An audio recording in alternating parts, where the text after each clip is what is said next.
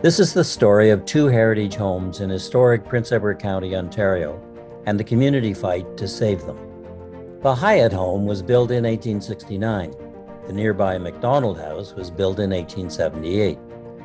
They belonged to two legendary local families who were pioneers in the county tourism industry, operating these properties in the early 1900s as guest lodges, attracting visitors from all over the world.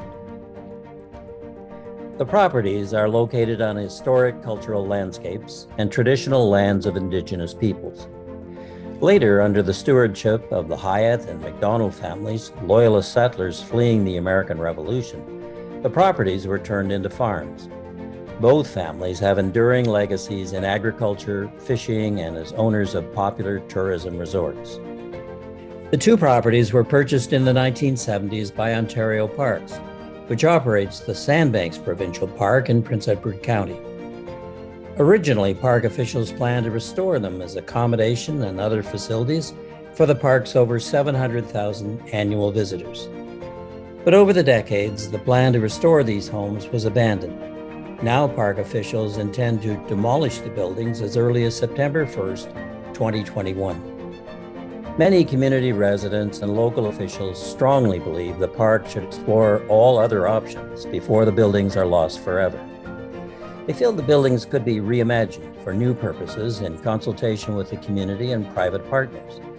They want new and creative purposes to be fully explored first. What's interesting is that they have value on three different grounds. Architectural, it's interesting buildings. The Hyatt in particular has an interesting form because it is a building with side wings and a front door offset to the one side, which is unusual. That whole combination is unusual in Ontario. In the case of the MacDonald House, it's just a very good example of the early stage of Gothic revival in the county.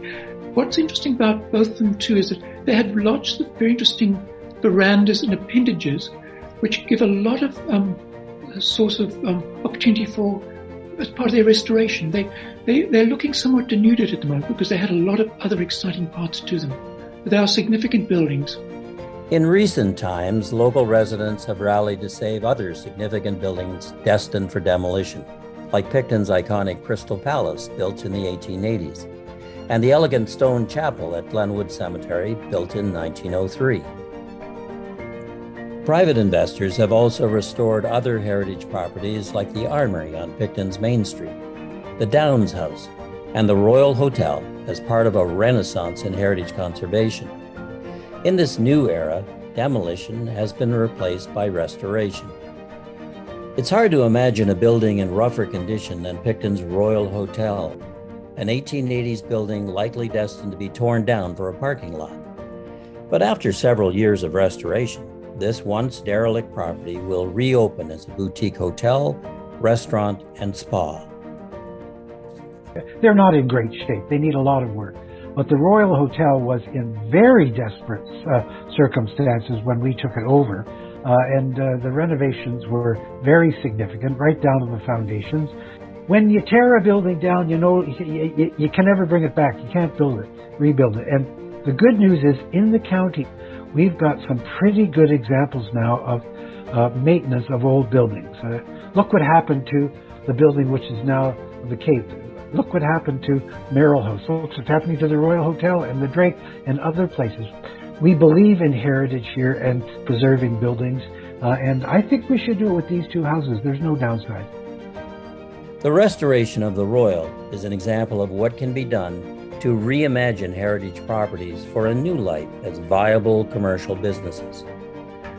The fact that these are heritage homes brings into play a lot of legislation, a lot of regulations, a lot of policies, but they're actually pretty straightforward because they all say that demolition is the last resort. So in our view, it's actually a very straightforward matter of saying that there's a real opportunity here for the province to consider alternatives, and they're actually directed to do so by the whole regime that's in place. There is strong community support for preserving these heritage properties. In 2020, both the Prince Edward County Heritage Advisory Committee and local county council urged Ontario Parks to consider creative options to demolition. In August 2021, with possible demolition imminent, Council reaffirmed its support for repurposing these houses. The provincial government also announced in May 2021 a new $6 million fund and policy to work with communities and the private sector to explore new business partnerships in Ontario Parks.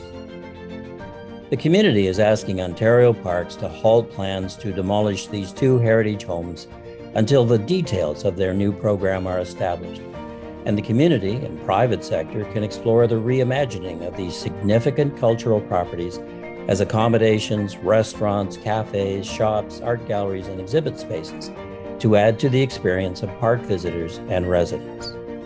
I've been in heritage architecture all my life. I've seen buildings like these in a neglected state brought back to everyone's total surprise and delight, just how far they can come back and serve a new purpose. These two are not in very parlous condition. They can be brought back, I'm certain of that. And my interest is in bringing them back because they're part of Prince Edward County's heritage legacy. And if you look back at various books, you'll see that so much has been lost over time. And my interest after all these years is to be involved in trying to maintain as much of that rich cultural history and architecture and landscape as we can. Because I think it's vital to the tourist industry, and I think it's vital to the future of people's identities in the county. For more information on the Sandbanks Heritage Homes and the campaign to save them, visit www.saveheritagesandbankshomes.com.